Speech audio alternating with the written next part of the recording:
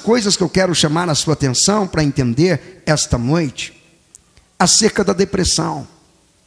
Porque às vezes é normal você encontrar alguém enfrentando a depressão e já vem aquelas linguagens, é frescura. Tem nada, é frescura. Tem comida, tem dinheiro, tem casa boa para morar, não trabalha. Se é um adolescente, frescura pura. Ele não tem nada, ele não tem problema nenhum. Ei, depressão não é uma frescura.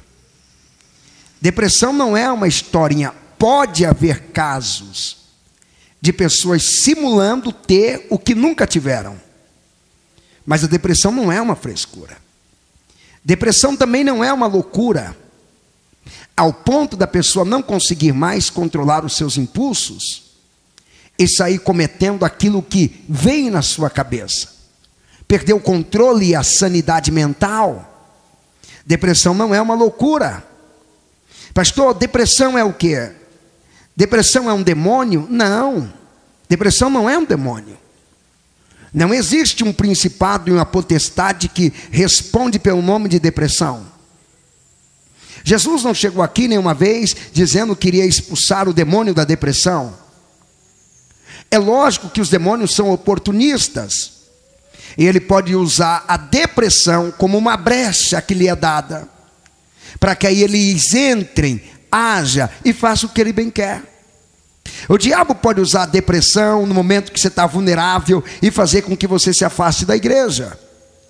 O diabo é mestre de usar a depressão para destruir o casamento. Você já ouviu casos de casamentos que foram destruídos por causa do que a depressão chegou. O diabo viu a vulnerabilidade, ele se aproveitou da vulnerabilidade e ele conseguiu ter a brecha que ele queria e assim destruir uma família. A depressão não é demônio. Não é à toa que na Bíblia nós temos histórias de casos que tudo indica que era uma depressão. É porque na época essa linguagem não era usada.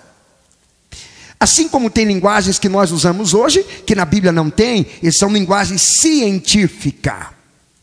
Por exemplo, Jesus é chamado em Lucas capítulo 2 de menino. Mas a ciência já não o chamaria de menino hoje. Como se fosse uma criança, já iria dizer o pré-adolescente. São linguagens. O texto que nós lemos, encontramos a tristeza de Elias. Alguns profissionais da área da mente, psicólogos, eles dizem que Elias enfrentou uma depressão.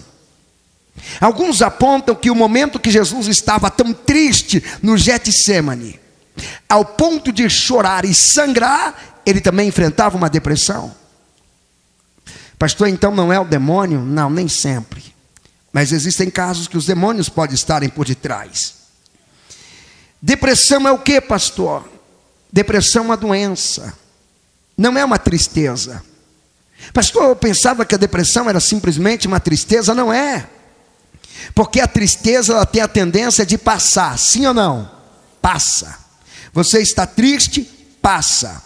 Você chorou as lágrimas do luto de sepultar um ente querido, mas você sabe, vai passar. Você mesmo diz para os amigos, eu vou ficar bem, aguarda, é só um tempo.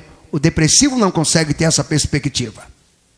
Você perdeu o emprego, perdeu a namorada, perdeu o namorado, ou entrou em crise, você diz, eu vou passar, é só uma questão de tempo para eu me acostumar a ficar sem ele, sem ela, longe da voz dela, longe da voz, é só uma questão de tempo. Depressão, ela é diferente, porque ao invés dela passar, ela vai se intensificando.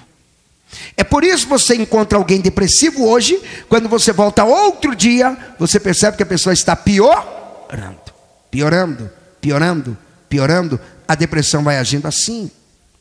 E o texto que nós lemos aqui hoje, falando sobre o profeta Elias, você encontra esse profeta enfrentando uma tristeza tão grande, que ele carrega em seus lábios palavras, frases, pensamentos que os depressivos carregam. Você vai perceber que o profeta está tão triste, que ele desanima e ele diz para Deus, me mata, não dá mais. Se eu acho que eu estou gostando dessa vida de matar os profetas de Baal, confrontar a nação, aonde eu vou passando, alguém vai dizendo: aí ó, perturbador de Israel, esses crentes folgados, não deixa a gente adorar o Baal. Olha a luta, olha o transtorno, o peso que vem sobre mim. Eu estou te servindo e fazendo tantas inimizades, e agora a coroa, a rainha quer me matar. E aí eu vou fazer o quê? Ele foge para o deserto. Mas todo